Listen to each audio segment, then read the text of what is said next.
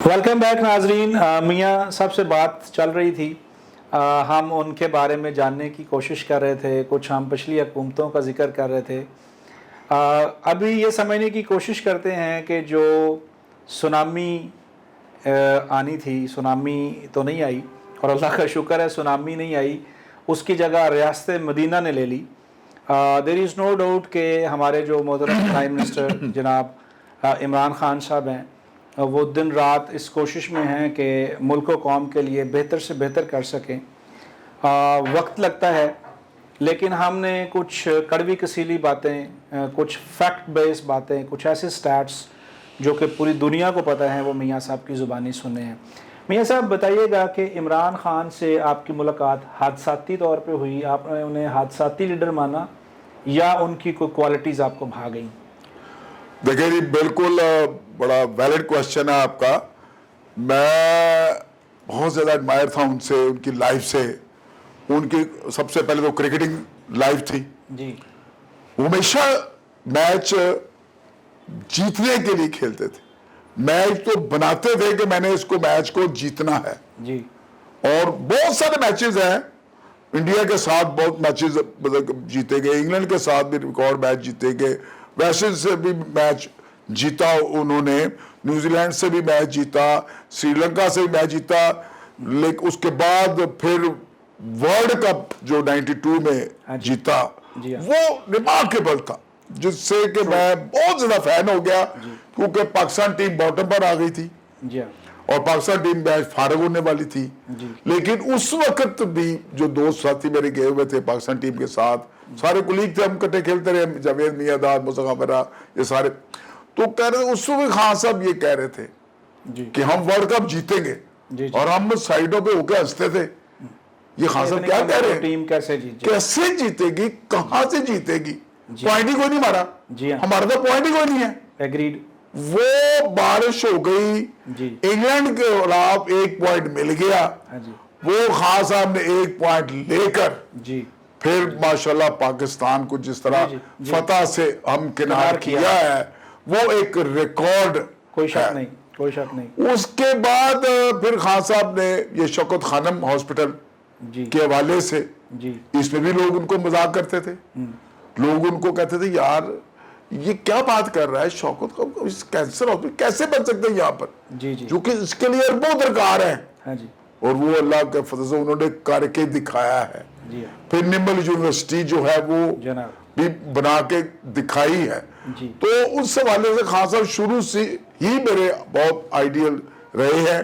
ये पॉलिटिक्स के हवाले से तो मेरे साथ दोस्ती थी, ताल्लुकात थे। तो जौहर टाउन में जब इन्होंने अपनी पार्टी 96 में रही, तो 98 या 99 की बात है, तो उस वक्त ये वहां पर आए, अपना सबका हमारे MP एजाज खान, उसकी वालदा का इंतकाल हो गया, उसके अफसोस करे, वो PTI में थे साहब, ये फरूक जमीर साहब थे, तो 1-2 साथी इनके और थे, 4-5 साथी थे। तो वो वहां पर आके तो उन्होंने सड़क जो रोड्स के ऊपर दरिया बिछाई हुई थी, वहां बैठ के दुआ मांगी।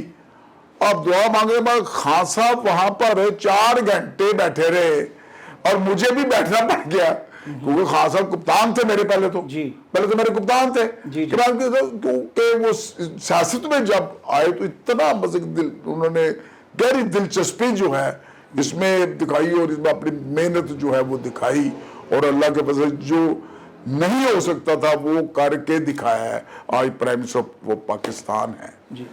अच्छा, दुनिया पूरी को पता है कि एक ऐसा भी वज़ीर आज़म पाकिस्तान की तारीख में गुजरा है जो पर्चियाँ लेके बैठा रहता था। जी सर। और फिर अल्लाह ने इस कौम को एक ऐसा भी लीडर अता कर दिया है जो आंखों में आंखें डाल के दबंग बात करता है, और उसका नाम है इमरान खान। पाकिस्तान की शान है, जैसे कि आपने भी बताया। लेकिन इंटरनेशनल जो या ओवरसीज़ पाकिस्तानी जो हैं, उनके लिए खान साहब ने क्या किया, जबकि जितनी भी इंटरनेशनल कम्युनिटी है वो खान साहब पे अपनी जान छिड़कती है? आपकी बहुत अच्छी बात है, बहुत अच्छा क्वेश्चन है आपका। हमारे जो ओवरसीज पाकिस्तानी भाई हैं, मैं कहता हूँ कि यहाँ पाकिस्तानियों के लिए जो वो कर सकते हैं وہ کر رہے ہیں. اس کے ساتھ ساتھ ہمارے جو انہوں نے آلریڈی بنا تو پہلے ہی تھا اوورسیز پاکستانی کمیشن جو ہے پنجاب میں بھی ہے اور پاکستان میں بھی ہے. میں اس کا ایک ممبر ہوں, آئی او سی کا, انٹرنیشنل اوورسیز کمیشن کا میں ممبر ہوں, اور اللہ کے فضل سے اب نے اس جون میں اب تک جو ہے 7,800 درخواستیں نپٹائی ہیں, جبکہ اس وقت اب جو اب درخواستیں آئی ہیں وہ 9,500 ہیں. اس پہ کریڈٹ ہے بہت بڑا ہمارے وسیم رحمے ہیں جو وائس چیئرمین ہیں یہ اوورسیز پاکستانیز کے, اور خصوصی طور پر خاص طور پر اس میں جو 90% وہ درخواستیں ہیں جو کہ لوگوں نے ان کے پلاٹس پر, ان کے گھروں پر قبضہ کیا ہوا تھا مافیا نے, وہ ان سے چھڑوایا گیا ہے. تو یہ ایک بہت بڑا گفٹ ہے ہماری جو اوورسیز پاکستانی جو دیار غیر میں رہ کے اپنے بیوی بچوں سے دور رہ کے اپنے ماں باپ سے دور رہ کے ہمارے لیے وہاں دن رات محنت کر رہے ہیں, اور صرف اس ایک ماہ میں انہوں نے $4.5 بلین جو ہے وہ بھیجا ہے. یہ بھی ایک ریکارڈ ہے. ورنہ یہی پیسہ ہنڈی کے ذریعے آتا تھا اور دائیں بائیں ہو کے غائب ہو جاتا تھا, لیکن اب ان کو اتنا بڑا اسٹیٹ انسینٹیو دیا گیا ہے کہ وہ ڈائریکٹ پیسہ جو ہے وہ اسٹیٹ بینک آف پاکستان کے پاس آ رہا ہے. اس کے پورٹل پر جو بھی کوئی اپنا کمپلینٹ آتی ہے اس کا بھی فوری مداوع کیا جاتا تھا.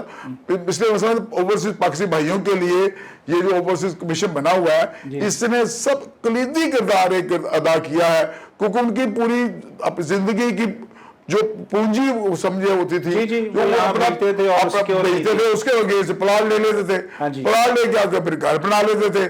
لیکن جب یہاں پر واپس آتے تھے تو وہاں تو پہلے مکان بنا ہوتا تھا, وہاں قبضہ ہوا ہوتا. 30 سال 40 سال کے لوگوں نے قبضے کیے ہوئے وہ جناب ہم نے چھڑوائے, چھڑوا کے ان کو جناب ہم نے واپس کیے ہیں. یہ بہت بڑا کام ہے ہمارے اپنے یہاں پہ ایک اور بڑا امپورٹنٹ کویشچن ہے, وہ یہ کہ خان صاحب ایک سسٹم بنانے پہ لگے ہوئے ہیں, اور سسٹم بنانے میں ٹائم لگتا ہے, اور وی ریئلی اپریشیٹ کہ وہ بہت خوبصورت کام کر رہے ہیں. لیکن جس طرح کا اس ملک کا میکنزم ہے اور پچھلے 70 سالوں 73 سالوں سے جو معاملات چلتے آ رہے ہیں, خان صاحب کی حکومت کے بعد آپ کو لگتا ہے کہ یہ جاری رہ سکے گا یا یہ پھر ویسے ہی واپس ریورس ہو جائے گا؟ میں سمجھتا ہوں جی یہ انشاءاللہ تعالی خان صاحب جن بنیادوں پر کام کر رہے ہیں, جن جنگی بنیادوں پر وہ کام کر رہے ہیں, اور وہ کام ایسے کر رہے ہیں جن کی فاؤنڈیشن اتنی مضبوط بن رہی ہے کہ وہ آنے والے 10 سال 20 سال 30 سال تک یہ نظام جو ہے وہ انشاءاللہ تعالی چلے گا. سب سے پہلے تو کرپشن فری پاکستان جس کا کلا کما وہ کر رہے ہیں, لیکن سب سے بڑی رکاوٹ جو ہے ہمارے قانون. قانون میں اتنا بڑا خلا ہے, اور جیسا کہ ابھی سال پہلے 6 ماہ پہلے 10 ماہ پہلے کی بات آپ کو پتا ہوگا کہ جناب باقاعدہ بل پیش کیا گیا تو اپوزیشن نے 38 ڈیمانڈز دے دی, 38 جس میں یہ تھا کہ یہ نیب یہ کرپشن سب بند کر دیں تو ہم یہ بل پاس کر دیتے ہیں. خان صاحب نے کہا نہیں, یہ این آر او نہیں ہوگا, این آر او نہیں دوں گا. اس پر انکار کیا, اور گو کہ اس کے بعد بہت سارے مسائل بھی آئے, انہوں نے اس کو فیس کیا. لیکن انشاءاللہ تعالی جس بنیاد پر وہ کام کر رہے ہیں وہ مستقل بنیادوں پر کام کر رہے ہیں, جیسا کہ ماشاءاللہ ترقیاتی والے سے بھی ماشاءاللہ ہر سال ایک ڈیم کی بنیاد پر 10 سال میں 10 ڈیم بنیں گے, 4 صنعتی یونٹ وہ بنانے جا رہے ہیں پورے پاکستان میں, پورے چاروں صوبوں میں بہت بڑے بڑے, جس سے کہ لاکھوں ہمارے بھائیوں کو روزگار اپنا ملنے جا رہی ہے. اس کے بعد پھر سب سے بڑا جو اس وقت ایک قومی نعرہ جو انہوں نے بنایا ہے export export export export export, جس کے لیے وہ فل انسینٹیو دے رہے ہیں. اب دیکھیں نا یہاں پر 17% مارک اپ تھا, اب انڈسٹریز کیسے اپنا 17% مارک اپ دے کے کیا پروفٹ دے گا, کیا کمیشن دے گا, جس کو سنگل ڈیجیٹل پر لایا گیا ہے, اور جس کی وجہ سے میں سمجھتا ہوں کہ 40,000 لوم فیصل آباد میں بند پڑی تھی, جو کہ ماشاءاللہ آج ساری پروڈکشن میں 490 ٹیکسٹائل مل اور اس وقت یہ ٹیکسٹائل مل، ایک ٹیکسٹائل مل 20 سے 25 کروڑ روپے میں یہ تیار ہوتی تھی، جو کہ سکریپ ہو کے پڑی ہوئی تھی، جن کا لوہا سکریپ بن چکا تھا، وہ آج ساری ان پروڈکشن ہے۔ اور ایک وقت ایک کمپٹیشن تھا، تو میرے ایک دوست ہے اپنا ایس ایس پی طارق مجاہد مرحوم، وہ وہاں پر تھے فیصل آباد، تو میں گیا تو اس طرح ایک بھائی صاحب آئے، حاجی صاحب آئے، جی آپ کی کتنی ملیں ہیں؟ اور طارق مجاہد نے پوچھا، میری یہ 20 ہے۔ دوسرا آ گیا، اسے کہا 24 ہے، 28۔ میں کہا طارق یہ کیا کہتا ہے؟ کمپٹیشن ہے، کمپٹیشن میں یہ لوگ جس طرح بس کام کر رہے ہیں، ٹھیک ہے۔ تو اس کے بعد انہوں نے سراسر سارا کچھ جو ہے وہ ملیا میڈ کر دیا، سارا کچھ کرپشن کی نظر کر دیا، جس سے کہ یہ پاکستان گرے لسٹ میں آ گیا، پاکستان بلیک لسٹ ہونے جا رہا تھا۔ جس وقت عمران خان صاحب نے اقتدار سنبھالا ہے، علی صاحب 12 بلین ڈالر پے کرنا تھا، وہ فوری طور پر نہ پے کیے جاتے تو پاکستان بلیک لسٹ ہو جاتا۔ وہ خان صاحب نے دن رات کر کے 12 بلین ڈالر وہ بھی کیا۔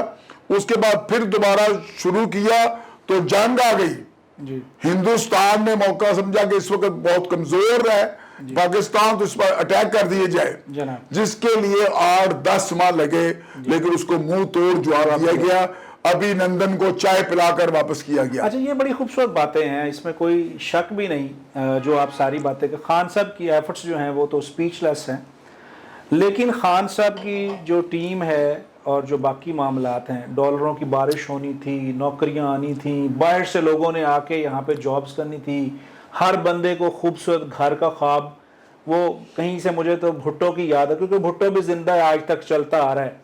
تو میرا سوال یہ کہ جو ایک عام آدمی ہے، اس کو خان صاحب نے کیا دیا؟